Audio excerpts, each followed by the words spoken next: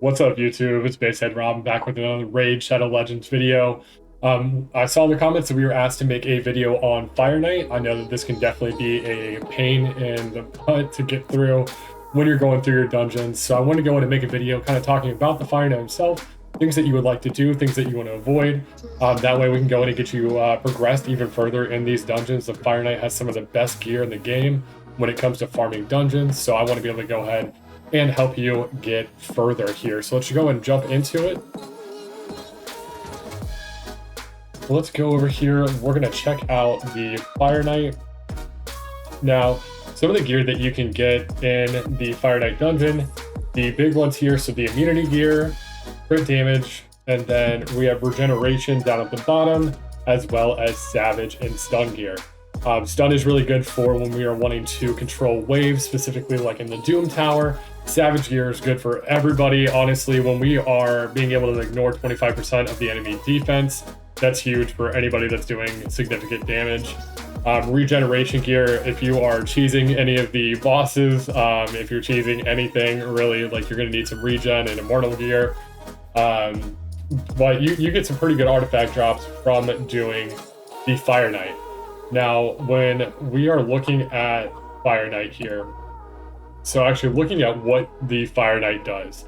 So when he's attacking, he's going to attack all enemies, and then when he hits you, he's going to decrease your max HP by 15% of the damage dealt. And then his A2 is going to attack all enemies and places a 30% decreased speed debuff for 3 turns. And then at the start of each battle, he's going to, so he has this giant shield, right? And it is going to depend on what level you're at in the Fire Knight.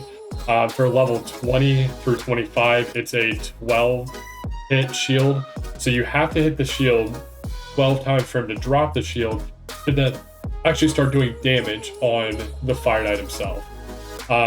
So when we are thinking about how we want to go ahead and combat this, so having champions that have a multi-hitter on the A1 is going to be extremely important. I would say the honestly, the S tier champion in the dungeons is Coldheart. She's a rare void champion, but her A1 is a 4-hitter. And then she obviously has her Heartseeker ability, which will go ahead and, it scales based on enemy max HP. So let's go ahead, let's take a look at Coldheart real quick. So when we're looking at Coldheart, so the flurry of arrows, so it attacks 4 times, so it's a 4-hitter. And then it also has heal reduction, which we will need. The Fire Knight does regenerate health if we don't have a heal reduction on him. I do turn off Art of Pain, but that is still a 3-hitter, and it does attack all enemies.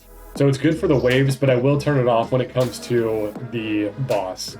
But then her bread and butter, what makes Coldheart so special, is that this Heartseeker is on a 4-turn cooldown. It attacks one enemy and it decreases their turn meter by 100%, and it has a 30% chance of inflicting a critical hit. Meaning you only need to get Coldheart to 70% crit rate, and then the Heartseeker will then still be at 100% crit rate to then go ahead and land this. So we're going to be doing massive damage to the enemy max HP based on this. So build out your Coldheart to 70%. Right now, this one is at 71% with 253% crit damage. You do want enough accuracy to go ahead and land the heal reduction. So 250 is good for any of the dungeons, going all the way up to level 25. So that's good there. Now, what else are we looking for? Because Coldheart is honestly doing everything that we need. We're getting heal reduction, we're getting a multi-hitter on the A1, and then we are also getting massive damage based on the max enemy HP with the Heartseeker. But we also want to use champions like, let's see. So I've used Coldheart, or I'm sorry, not Coldheart, but Skullcrusher in the past because of his Stonewall ability, where we've got counterattack.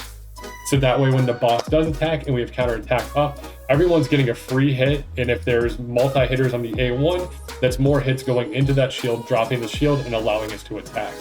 So I've used the Skullcrusher in the past. He's not on my team any longer, but this was a great champion for me to progress. Any champion that's got a counterattack will be really good. Currently, I am using Lysandra because she is this exhaustion on her A2 on a 3-turn cooldown. Is attacking one enemy but fully depletes the target's turn meter. Turn meter control is so important because once we get that shield down, we want to continue to have that shield down. If possible, we don't want the Fire Knight to put the shield back up. So that way he's actually taking good damage and we're able to go ahead and get through the run. So anybody that's turn meter control, we can use that. Obviously, Lysandra is a legendary. Not everyone's going to have that. And I know that my team is also using Blind Seer, and she has a 30% chance of decreasing the turn meter by 15% when she's attacking on her A1. That's a 3-hitter. But these are the types of things that we want to look for. We also want, I'm using Stagnite, my team as well, for his decreased defense, decreased speed, anything that we can do to manipulate the turn meter, and just how fast the Fire Knight's going. Let me go ahead and show you a run here with this team and show you what I mean here. So I'm using Seer as well to help me get through the waves. Seer is not doing very much when we actually get to the Fire Knight, but she provides obviously a huge benefit to the team, because right here we're going to go ahead and nuke, get through the first wave, go ahead and move on to the second. I've got Blind Seer and Relentless Gear, so she's getting even more turns. I also have Seer in Relentless Gear. Go ahead and get her moving as quickly as possible. That way we can go ahead and nuke through these waves here and get to the Fire Knight as fast as possible. So we should be almost done here. We should be able to nuke. There it goes. All right, so now on to the Fire Knight. So here we have a 10 turn shield, so 10 hits to get the shield down. Now that the shield's down, we are essentially going to try to keep this down for the entire time. Heartseeker goes ahead, 210,000 damage right there on her Heartseeker. But as you can see, because we have the turn meter control with Lysandra as well as Blind Seer, we are essentially keeping that turn meter so low that he's not getting to go. Stagnite has already got the decreased speed, decreased attack, decreased defense. We have a weaken as well as a heal reduction on the Fire Knight. Look at that. Heartseeker goes off for 540,000 damage.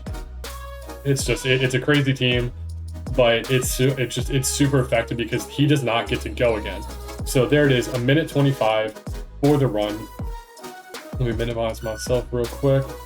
So you can see here, so everyone does quite a bit of damage. So Seer did most of her damage through the waves. This is mostly her clearing the waves, but you can see Coldheart, who didn't do much through the waves, did over 1 million damage to the Fire Knight himself. Blind Seer and Lysandra are the unsung heroes because they are also decreasing the turn meter the entire time that we're going.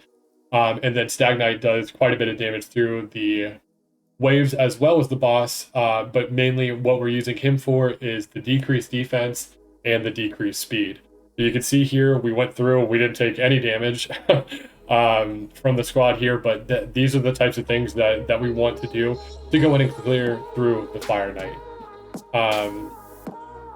So and again, we get some great gear coming through here. Just being able to farm these this gear sets, they're so good and so beneficial and they're going to help you at any stage of the game. So I hope this video helps.